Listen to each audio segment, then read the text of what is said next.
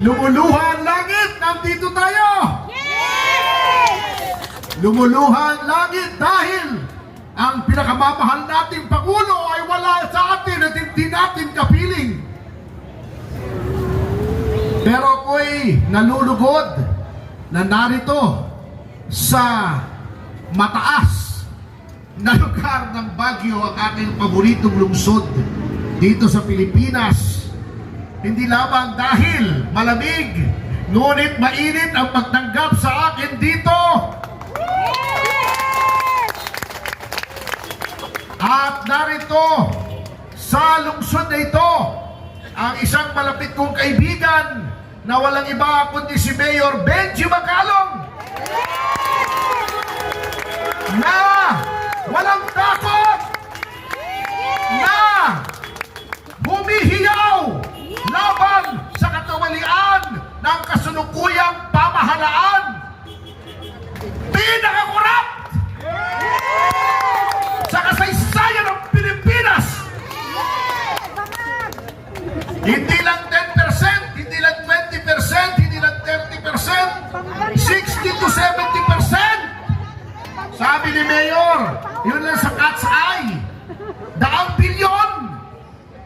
Kinurakot sa PhilHealth, 100 bilyon. Kinurakot sa mga government-owned and controlled corporations, 100 bilyon. Hindi na 100 milyon ang usapan ngayon, 100 bilyon na. Ibang klaseng level na ito. Hindi lang nagnanakaw ng salapi, pati kalayaan natin, ninanakaw. Puro pananakot. Katulad ng nakita nyo documentary, nagtanong lamang SMNI kung bakit 1.8 billion mga daw ang ginagastos ng Office of the Speaker para sa mga biyahe. Tanong lang, pinasarhan. Anong gusto nila mangyari? Para lahat ng mga media outlets ay matakot at hindi na magtanong. Pati mga vloggers nagbibigay ng opinyon, pinatawag sa Kongreso, tinakot, ininsulto, para hindi magsabi ng katotohanan. Magaduwag yung mga kongresistang yan eh. Tuwad ko! Gusto nila doon sa loob ng House of Representatives kung saan sila may contempt powers, doon sila matapang. Hamunin natin. Dito mo sabihin tanga ako, dito o kahit saan. Tingnan natin kung ano mangyayari. Doon lang sila matapang eh. O di ba? Hindi lang ninanakaw ang ating kalayaan, ninakaw pa sa ating piling ang ating mahal na Pangulo. Ang Pangulo na nagtangkang umubos sa mga drug pusher, drug lord, pati sa mga drug addict. Kita niyo ang sitwasyon ng ating bayan ngayon kontra noon sa panahon ni Pangulong Digong. Noon, takot na takot ang mga drug lords. Nagtakbuhan sa ibang bansa yung iba. Katulad ni Mayor Jen Mabilog, nakakulong yung ibang inakusahan ng mga drug lord katulad ni Laila de Lima. Anong nangyari sa ilalim ng pamumuno ni Marcos da Jr.? Si Jen Mabilog, Mayor Mabilog, binigyan ng pardon. Si Laila de Lima, na-absuelto. Yung mga pulis na tumulong sa pagpupuksa ng droga sa Pilipinas, silang nakakulong. Anong klase yan? Pambihira talaga. Baliktad na ang mundo ngayon. Kaya't maigi naman, ako'y naririto at ako'y naanyayahan nyo. Alam nyo, marami akong good memories dito sa Baguio. Nung bata pa ako, pupunta ako rito. Nung ako'y nagbibinata, siyempre mga 14, 15 tayo, nagkakagusto na tayo sa babae. Pumunta kami ng mga barkada ko rito, nakitira kami doon sa isang kaibigan namin. Sabi, may natitipuhan akong babaeng taga rito, Ilocana eh.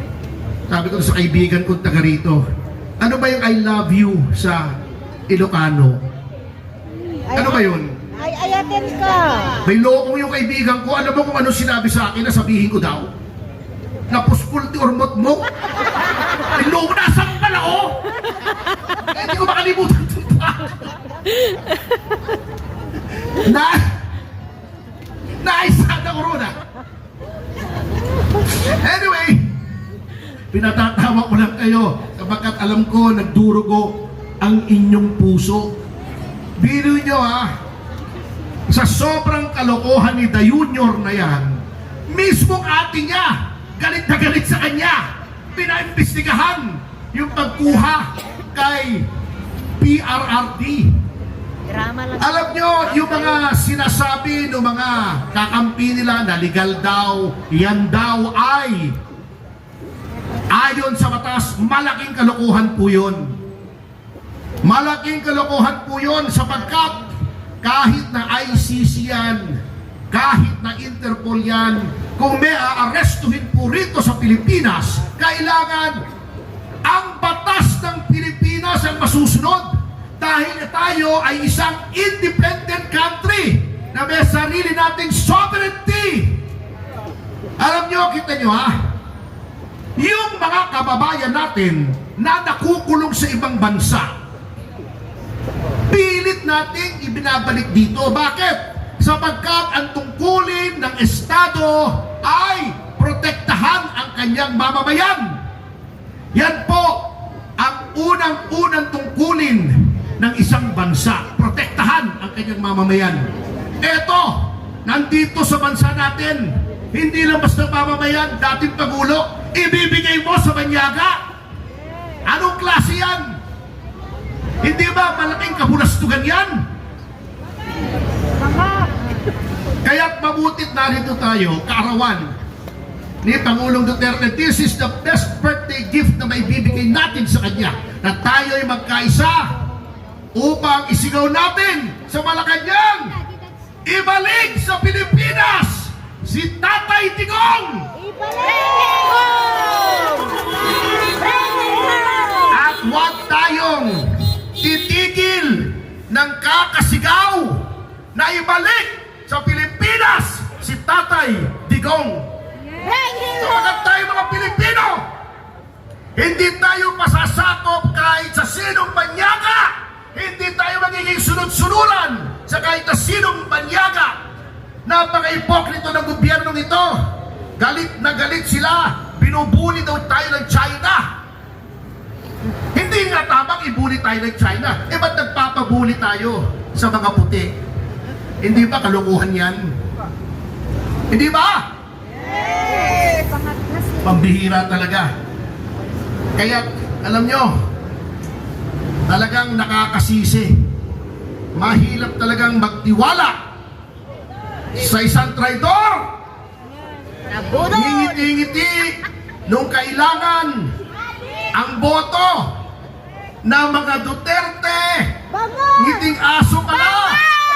Pagkatapos nung naluklok na sa poder, tinraidor na lahat. Tinraidor si GMA, tinraidor si Inday Sara, tinraidor si Tatay Digong, si Pastor Kibuloy, tinraidor. Kita niyong kalokohan niyang taong yan. Lahat ng tumulong sa kanya, kinalaban niya. Lahat ng kumalaban sa kanya, lalong-lalo na yung mga may kaugnayan sa mga komunista na pumapatay sa pulis, pumapatay sa ating mga sundalo. Yun ang kakampi nila ngayon. Kita nyo, yan, anong klaseng pagkatao meron ang mga leader na yan. Talagang weak leader. Talagang weak. Grabe. Mahirap talaga pag ewan ko kung bakit wala sa tamang diskarte. Ngayon, umaasa sila na tayo mga Pilipino ay pagkatapos ng bulusok ng ating damdamin ay titigil. Umaasa sila na ang mga Pilipino ay ningas kogon. Patunayan natin sa kanila na hindi totoo yan! Mga kasama, patuloy natin ang kitay-kitigin! Patuloy natin tuloy-tuloy unang-unang gawin natin sa Mayo, malapit na, ibagsak natin lahat ng kandidato na Malacanang! Ipakita natin ang ating galit! Sa darating na halalan, tayong lahat ay pantay-pantay. Ipakita natin na hindi natin nagugustuhan ang ginagawa nila sa ating bansa. At huwag tayong padadaya. Huwag tayong madala sa konting salapi na ibibigay. Hindi naman kanila yan, atin din yan. Niloloko tayo. Binabalik lang sa atin ang ating buwis. Papalabasin nila galing sa kanila. Eh, kilala ko yung mga yan, uubot ng kuripot yung mga yan eh. Oo. Gagastos ba yan ang sarili nilang pera? Hindi po. Ibalik natin sa pwesto, ilagay natin sa pwesto yung mga taong hindi korap. Hindi magnanakaw. Hindi kumikita ng 70% sa rock netting at sa rap